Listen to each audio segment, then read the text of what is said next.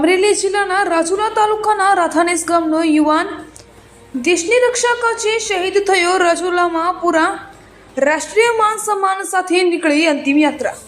રાજુલા શહેરે બંધ પાડી અંતિમ યાત્રામાં જોડાયા રાજુલાના રાધાનેસ ગામના વતની રવિરાજભાઈ ભવનુભાઈ ધાકડા શહીદ થયા છે। ત્યારે તેમના પાર્થિવ દેહને રાજુલા મુકામે સવારે 8 વાગે ગૌશાળા લવાયો હતો। રાજુલા શહેર બંધ પાડી જેની વીરાંજલિ યાત્રામાં મોટી સંખ્યામાં લોકો આગેવાનો જોડાયા હતા, જેને શ્રદ્ધાંજલિ ફૂલવંદના કરવામાં આવી હતી। શહેરના મુખ્ય માર્ગો પર પસાર થઈ તેના વતનમાં રાધાનેસ જેના અંતિમ સંસ્કાર કરવામાં આવ્યા હતા। છેલ્લા 8 વર્ષથી સેવામાં જોડાયેલા હતા। જમ્મુ કાશ્મીર બોર્ડર અને ત્યાંથી દિલ્હી હોસ્પિટલથી રાજુલા આર્મી જવાનોની ગાડીમાં રાજુલા આવ્યા હતા।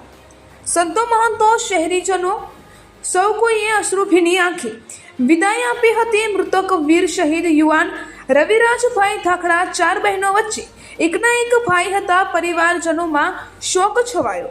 રાજુલાના ચિરાગ બે જોશી દ્વારા જણાવાયું કે વીરાંજલિ યાત્રામાં બહોળી સંખ્યામાં લોકો જોડાયા હતા, જેના વતનમાં રાધાનેસ અગ્નિ સંસ્કાર કરવામાં આવ્યો હતો।